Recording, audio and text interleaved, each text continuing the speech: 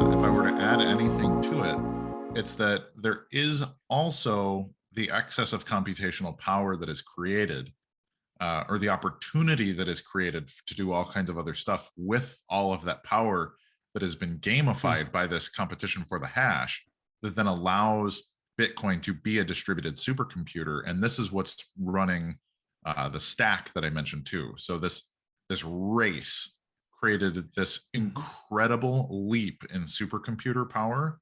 I mean, it's been unbelievable orders of magnitude in efficiency on that hashing algorithm and computer science research to create these systems that now allow Bitcoin to be a computational superpower, which then I believe anyways, that when we work toward optimizing the computation in the stack, so this can be video or other rendering and stuff like that, I think we'll actually see a reintroduction of GPU, which is really good at rendering video and all kinds of data that we want to consume as internet consumers. I think we're going to see a renaissance basically of GPU powered stuff occurring in the Bitcoin stack that makes it that much more usable on top of the SHA-256 that is doing all of that computation on the hashing.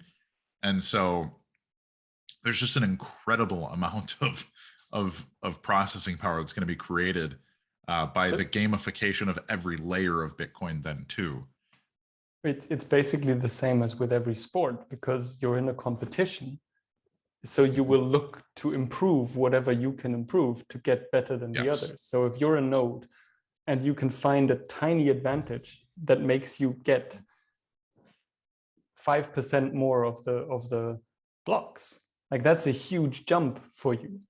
So there's a lot of improvement to be gained out of that game that then has many results. Yes. That's actually a fascinating perspective. I hadn't thought of it like that. Very few have. It's an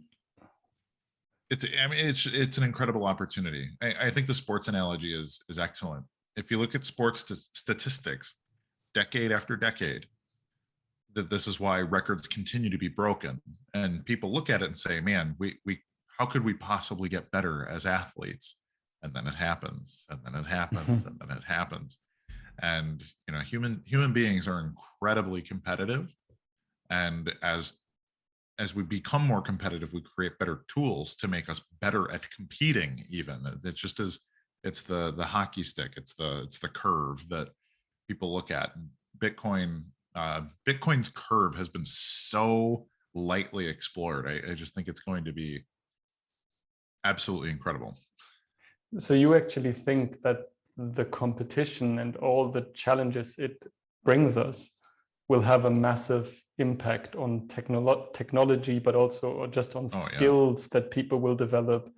And we don't even, like, we can probably see about 10 kilometers away or 10 miles away that's going to happen, but we don't yet have an idea of what that is. Correct.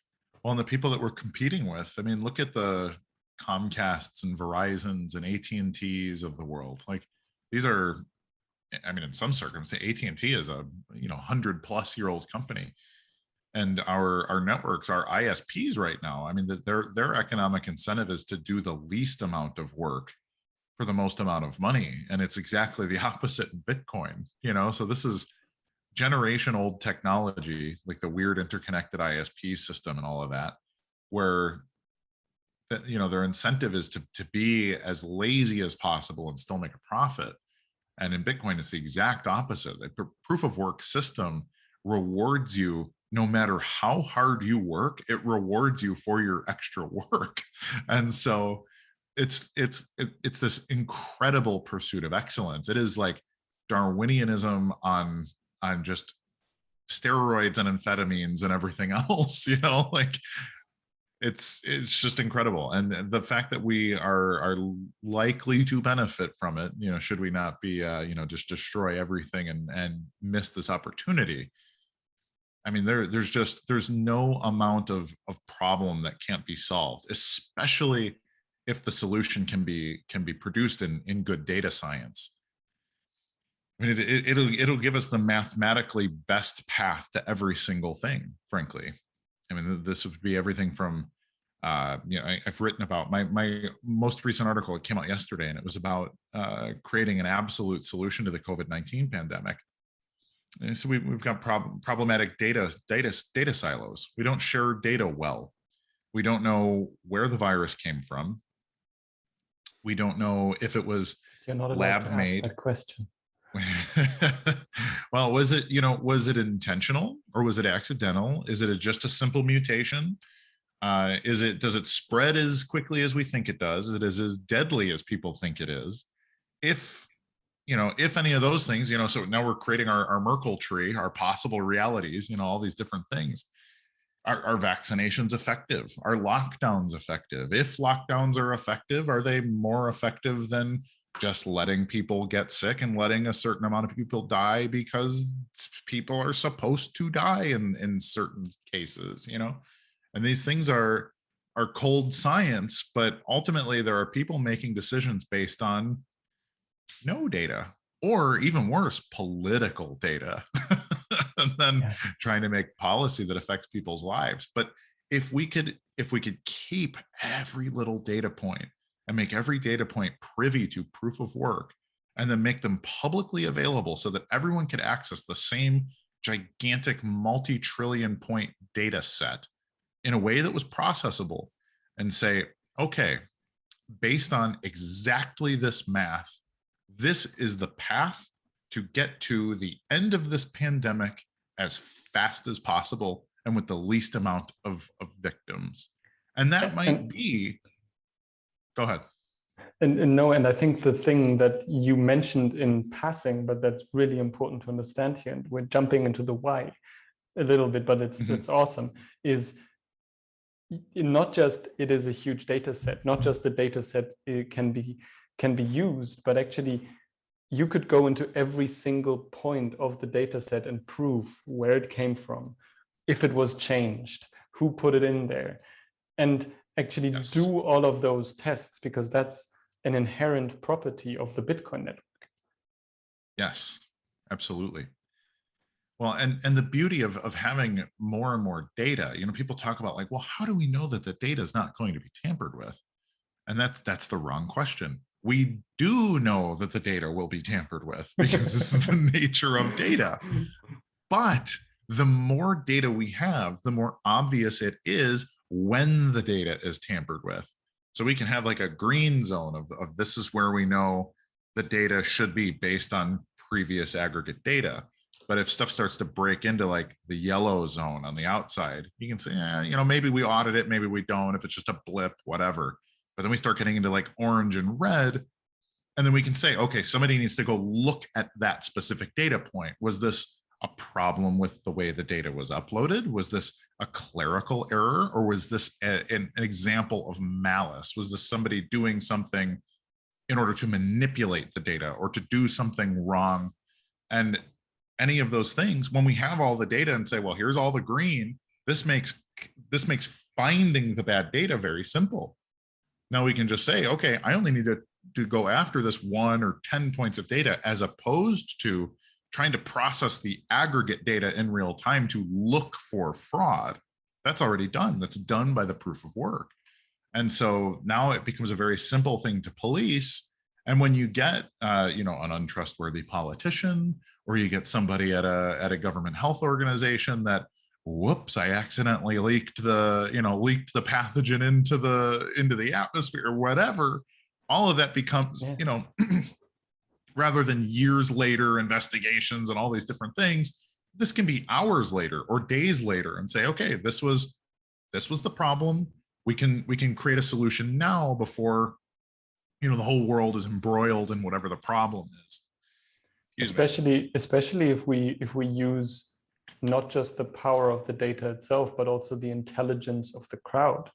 Like, this is one of the things I find so fascinating about the internet, is that in different scenes and in different court cases and whatever, that once there is like some video material or pictures or whatever made public, there are ridiculous people out there on the internet that just go through this with an efficiency that I cannot even believe.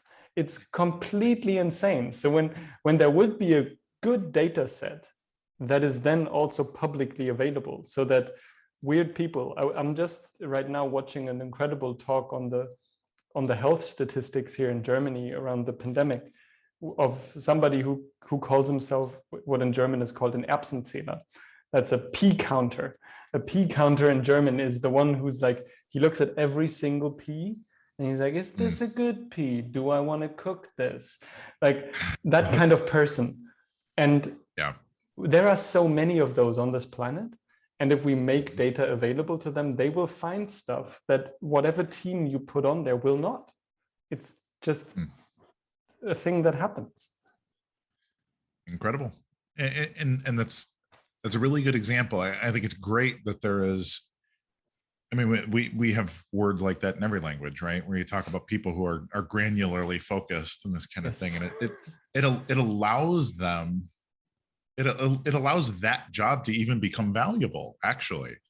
And so there's an incredible amount of efficiency there that, like, we've had these quantum leaps where, like, coming up with a way to keep time, for example, allowed people to do other things other than keep time for the sake of growing seasons and these kind of things. But then also, like, the recording of information, to just the ability to write, or the near universal ability to write. I mean, there's just so much more things that people can do, because we know that record keeping is being done in a way that is at least semi-efficient. It's more efficient than it was 10,000 years ago.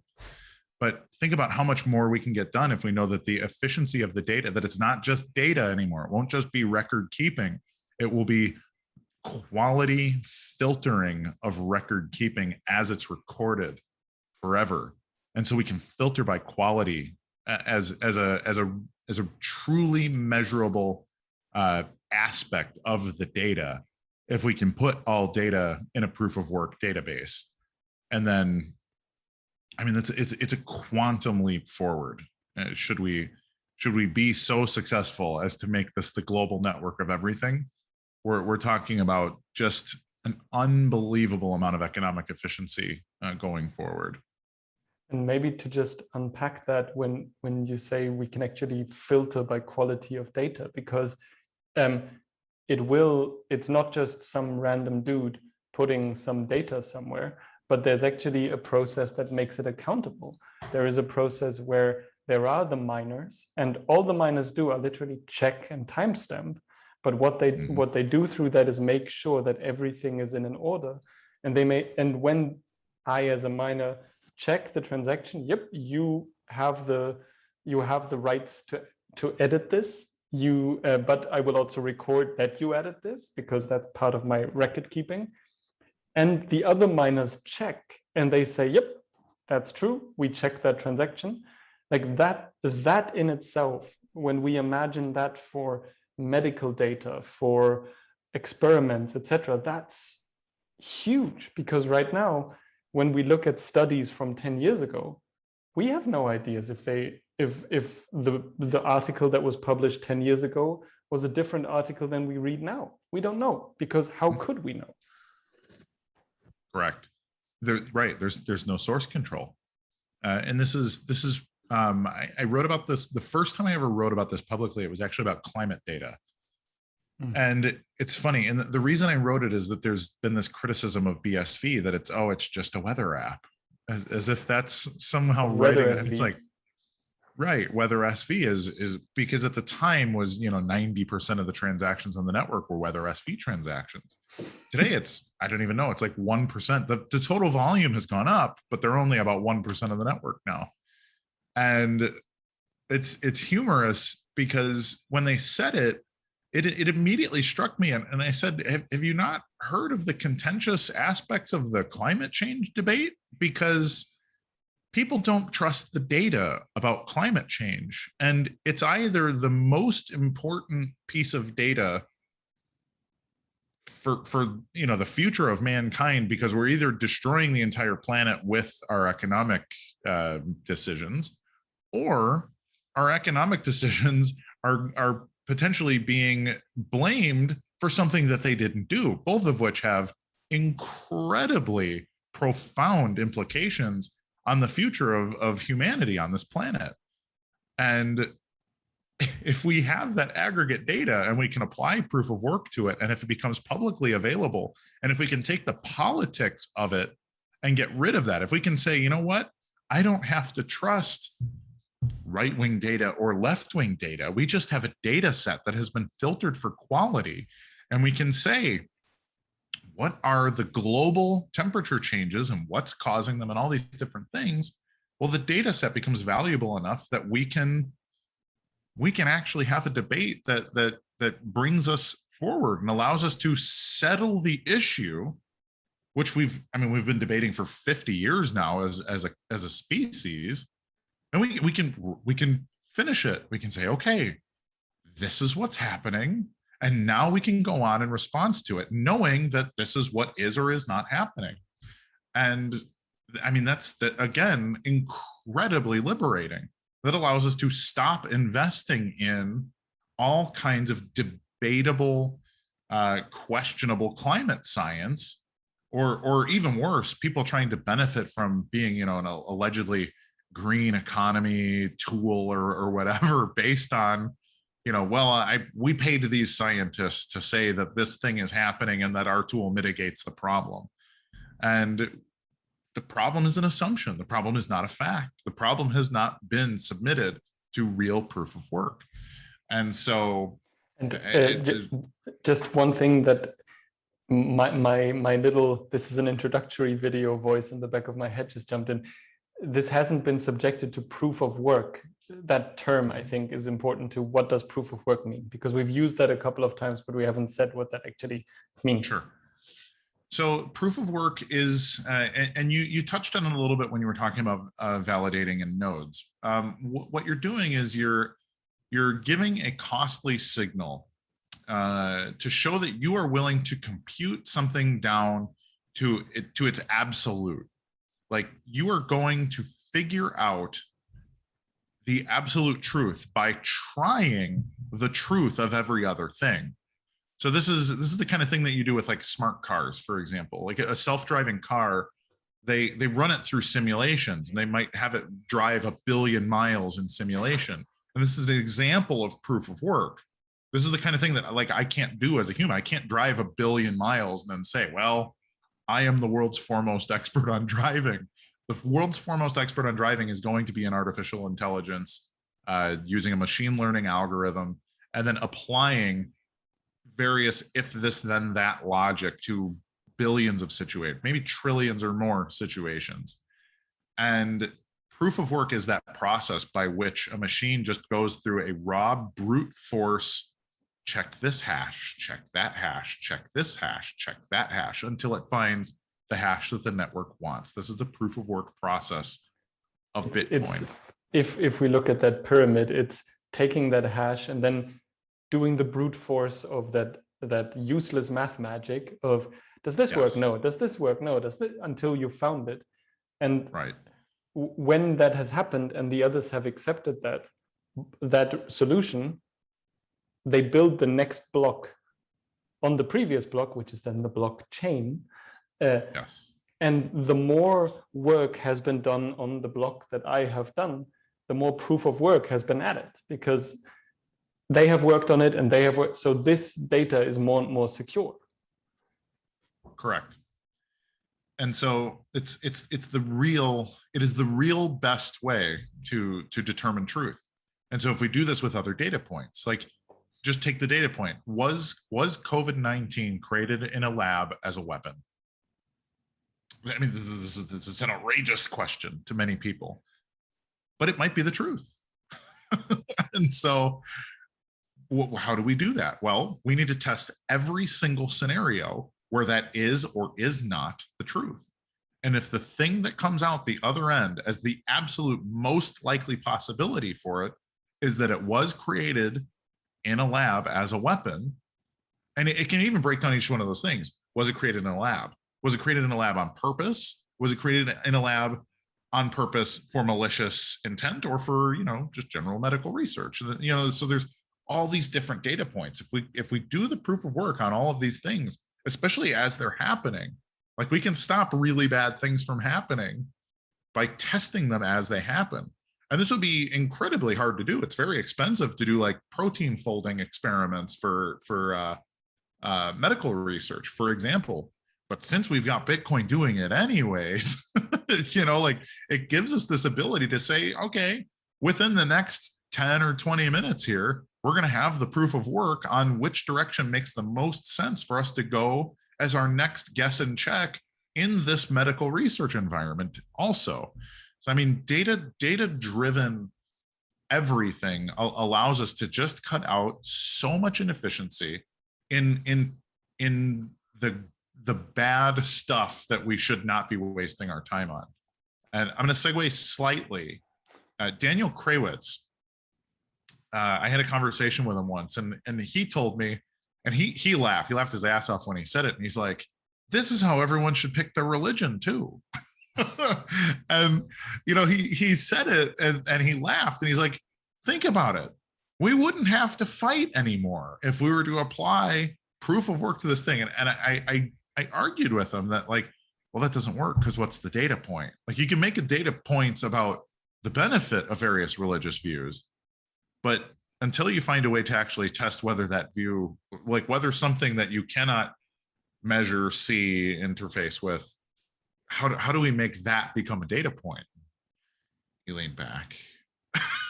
He realized that basically Bitcoin doesn't fix this. Bitcoin can come up with opinions basically, but it can't solve that whole problem. So we still get to have a world where the ethereal, the things that cannot be measured, don't have to be data points also. To the people that get afraid of cold science, for example. And at the same time, it's basically what Bitcoin can do is make sure that the data points we put in are good. And then it allows us to have computational power to do more data analysis, et cetera, with it. But in the end, like, yes, they can be guesses. There will still always be humans that have to make decisions on what to do with this. Mm-hmm. And there are certain things that can never be data points, obviously. So, yes. But we are moving towards a data-driven world anyways. We're in the middle of it. But right now we have shitty data, and we have no way to check the data. And that's actually what could be changed. Yes. Well, and see, that's another interesting thing. Like, this brings up another really interesting aspect of Bitcoin, is that sometimes the miners get it wrong too, because nothing is perfect. The math isn't perfect. The entropy has problems. And so if Bitcoin gets it wrong, which happens every once in a while, you can go back and you can redo the proof of work on a bad block. And so Bitcoin fixes it. It is self-healing when it makes a mistake even. And so we can do the same thing. We can say, in all likelihood, the virus was created in a lab, and all, like, that is the thing that makes the most possible sense in the data. But then if we discover later that that was wrong, despite all of the likelihoods and the proof of work being done to it, if it ends up, nope, we were wrong, and here's the proof that it was wrong, this is a new data point, this can be reorged. This is the beauty of the reorganization of a block. So this is the antifragility of Bitcoin and data. Bitcoin has the humility to be imperfect at the same time. So it's, you work your ass off to get as close to the right answer as you can. And at the same time, you acknowledge that you might be wrong, which I think is a very good place to be, actually. Absolutely. And at the same time, and that's, oh, I need to sneeze. That's gonna, whew. We are imperfect. Fully imperfect. So number one, let's see about today. Do we want to continue? Do we want to? I have one last thing, and I actually think then we have kind of a natural close, because I think we went over the technicalities and then we did a deep dive that is not at all a beginner's video. but that is No. probably quite entertaining to watch. Yeah. um, because the thing I am struck with, also in listening to you, which goes back to the BTC BSV distinction, is that this is a discussion I don't hear in the BTC sphere. Like anything like this, I don't hear people looking at Bitcoin like this, but it is something that is very common in the BSV sphere, to look at Bitcoin actually as a data tool, as a data organizer, as a source of truth, as, or at least a source of the best work we've put in at that point in time. And it's so fascinating to me where that's a fundamental difference in how we look at what Bitcoin is and what Bitcoin could be. Do you have a few thoughts just on that? Oh, I have a million thoughts on that. The problem with BTC is that it's been taken over by malicious actors. I mean, this was the first step after removing governance by proof of work. So they took, what I'm talking about, which is essentially the most important aspect of Bitcoin, and saying, yeah, we're better, we're smarter than the proof of work, and we're going to distribute that out to people that don't need to do any proof of work and apply it to their own decision making about the future of the network. So let me take a second there, because I think what you just said there is really profound, and most people will not get it, especially in the beginning. Basically, the Bitcoin decision-making process was meant to merely be, I am a miner, or I am a node. I've invested shitloads of money into my facilities. I am checking these transactions.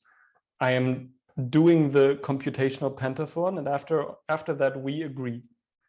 That's the decision-making process in Bitcoin. And basically everything that works, where the miners or the nodes agree, yep, this is valid, works on Bitcoin. That's the decision-making process. But then what happened is that through this BIP process, it was taken away from the people who actually invested in the facility to be able to be part of that decision-making process of, is this valid or not, which only happens through building blocks on top of other blocks. There is no voting process. There is no, I like this. There is a, I build on this, and giving it, like, every node, whatever a node is on the BTC network, can vote and say yes or no. That's a complete shift of the system. That's a fundamental twist of the system. This is why I will often refer to it as the Raspberry Revolt or the Raspberry Revolution, and I'm making an allusion to the Bolshevik Revolution in Russia. What they did is that the working class, the communist working class of Russia, they looked at the ruling class, which, for all intents and purposes, we can make a criticism of kings and queens, but kings and queens live in castles because they did enough proof of work to pay for the castle and to be the ones that made it there.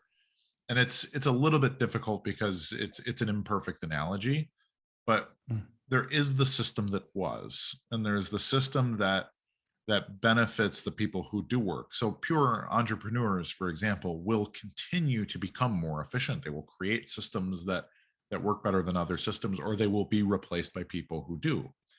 But in a communist system, they take a step back and say, no, that is not the way that the world should work. The world should work by creating an arbitrary level that everyone deserves, and then enforcing that level through social consensus, because we have the crowd.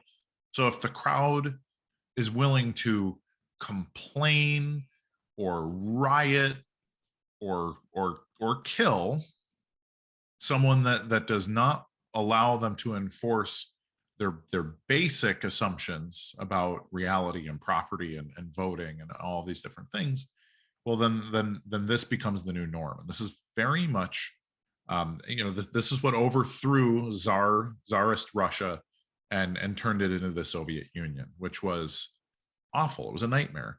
And it wasn't even unstratified. It didn't make everyone equal. It created a greater divide between a greater amount of people. So it put almost everybody in a nasty lower class. And then the middle class was nothing but criminals. And then the ruling class were so unreachable that nobody could ever hope to make it there. Nobody could climb the ladder. There And was no so ladder. there was no ladder. Exactly. So this is how BTC has decided to move. So no longer do we make decisions about governance on the network based on the proof of work. So we are not going to take our ideas and allow them to be processed by the greatest processing power the world has ever seen. We are instead going to go to Twitter and we are going to ask people we are going to ask people what they think we should do to Bitcoin next.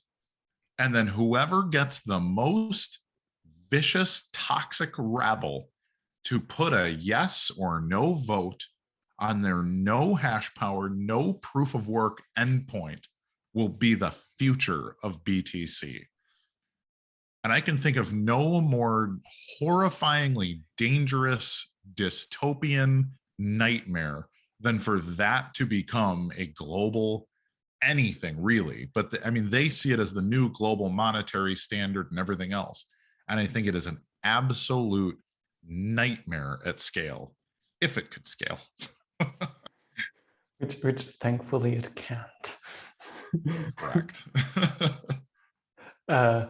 Whole lot of doors opening up there. I'm trying to not take them because then we get into shit talking, and I don't think that's the most efficient use of this time.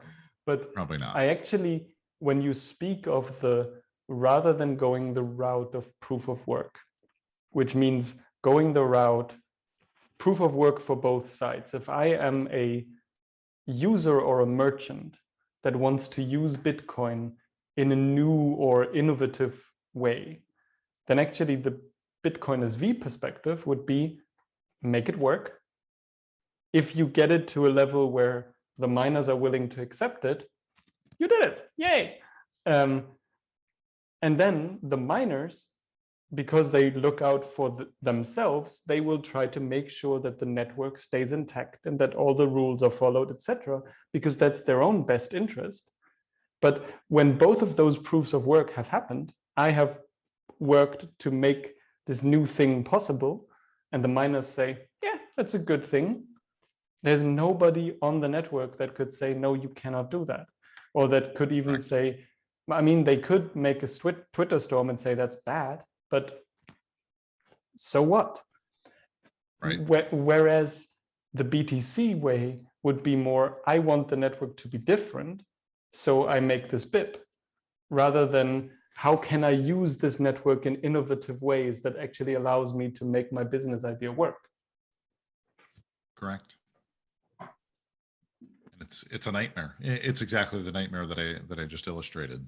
I mean, it is literally the most powerful, most important piece of technology for, should we win, for the entire future of humanity, versus a really, really awful social experiment and like technocratic. I have friends that call it the great techno Satan.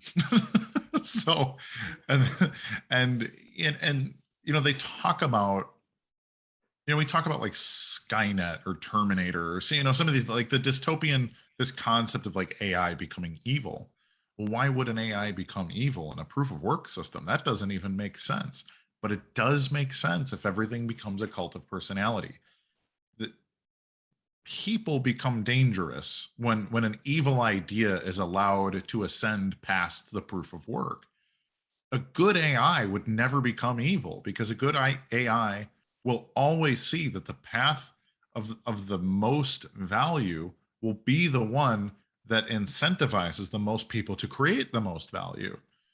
But people don't always think about that. People don't Like there are sociopaths, for example, people that do not have empathy, they can't experience it, and so they look at humans as this thing that, like, man, whatever, I'll throw them all through a fan blade if it gets me to the next thing that I want. And these are things, these are ideas that don't come across through proof of work, and this is why we have things like, the Holocaust, or any number of global genocides where there is no proof of work, where it's like, well, this happens in the dark, this is a closed economy, there's no media here, I've already kicked all of them out, there's no proof of work being done on my ideas or my policies or all these things, until some external force comes in and deposes them, or there's another internal uprising, and that kind of thing. But ultimately they're unsuccessful if the values that replace those bad values are not good themselves. This is why certain places in the world are just wrought with war for generations and generations, because they're degrading their ability to even participate in the mining of a good idea. And it's very dangerous. It's very dangerous to have a world where ideas are not privy to criticism, and that can be either a human or a technological criticism. But the very best version of that is when it is a combined human and technological criticism, when we can debate ideas both in the flesh and in systems that augment our abilities, so we can create an idea in the flesh and we can test out the quadrillion possible futures that come from that idea. This is a really great use of technology. And so the difference between BTC and BSV culturally, one is very hopeful. BSV people, the people that really understand what is possible, these are people that are hopeful. These are people that believe that we are capable of creating things that make the world exponentially better, and that better can be measured. And BTC people, they believe, and they speak of it plainly. They believe in, they see the pending destruction of reality. This is the world that makes BTC more valuable. It is the collapse of economies. It is the collapse of purchasing power of fiat currencies. It is the collapse of our central banks and institutions. They see themselves as rising up to being the new aristocracy, living in the citadel, they call it. They see themselves as the very few that can benefit from having this tool that nobody else has access to, that makes them the new incredibly stratified power structure of some new world order that they're creating. And so the divide in culture between that's really their internal, like, that's the culture. No, of course not 100%, but to not a small degree. Yeah. So I mean, the divide between BSV and BTC basically just, I mean, it absolutely could not be wider. Which is absolutely fascinating, because so my background is more psychological. So I look at a lot of things more psychological, and it makes perfect sense to me that BSV would be attractive to